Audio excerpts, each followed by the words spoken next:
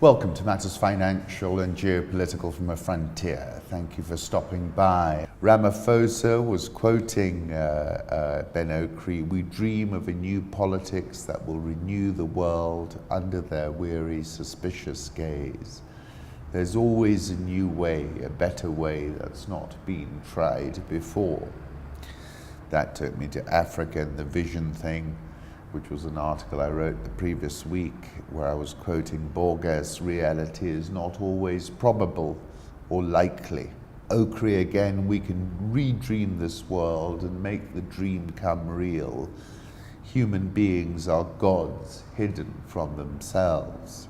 The Iranian Foreign Minister Javad Zarif at the Munich Security Conference accused the US of a pathological obsession with Iran.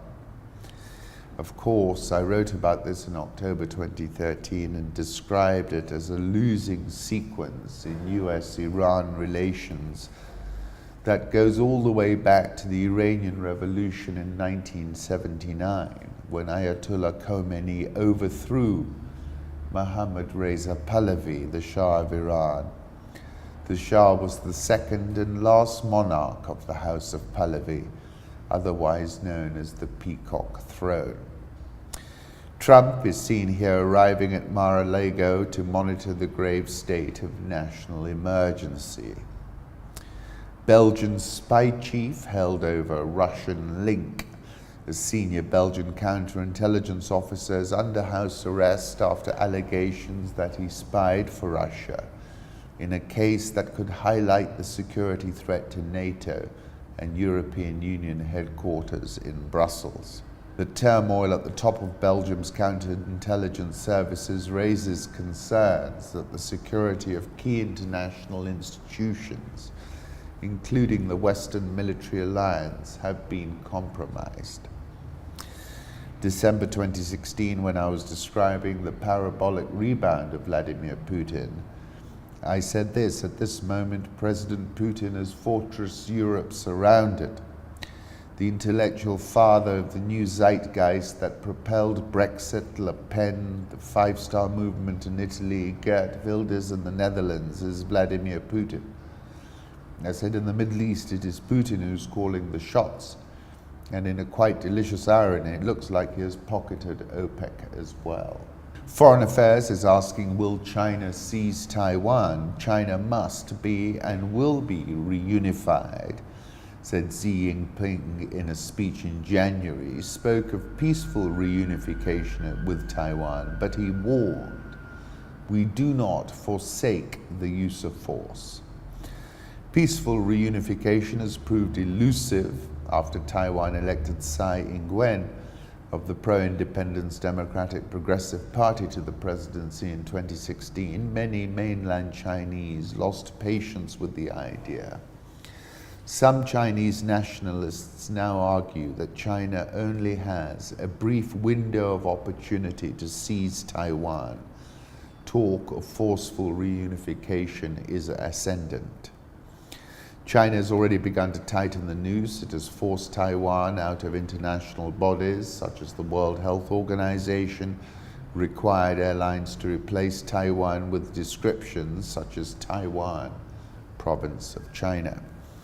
28th of August, I wrote a piece, China Rising, and the West, on a further note, the West is also looking the other way in 2019, refusing to see the concentration camps in China's Xinjiang province. The report is one of many to describe the massive surveillance program that China has imposed in Xinjiang, using not only old-fashioned informers and police checkpoints, but artificial intelligence, phone spyware, and biometric data. Every tool that a future larger totalitarian state may use to control citizens is currently being tested in Xinjiang. 5th of March last year, I wrote about how China has unveiled a digital panopticon in Xinjiang. Descent is measured and snuffed out very quickly. China has unveiled a digital panopticon in Xinjiang, where a combination of data from video surveillance, face and license plate recognition, mobile device locations, and official records to identify targets for detention, CDT. Xinjiang, I said, is surely a precursor for how the CCCP will manage dissent. The actions in Xinjiang are part of the regional authorities' ongoing Strike Hard campaign and President Xi's stability maintenance and enduring peace drive in the region. In 2013, I described the Chinese periphery as a tinderbox and predicted that Xinjiang might well morph into China's Afghanistan. I tweeted, it's a laboratory experiment in control and surveillance matters. iWeiwei says China suffers extreme censorship. That's in DW News.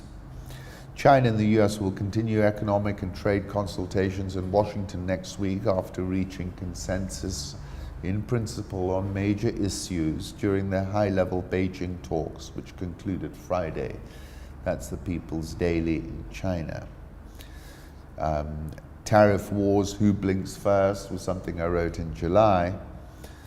And with the economic picture merging into an array of distorted colors, resolving the long-running trade war has now become a priority for Beijing, even if it means crossing a few red lines.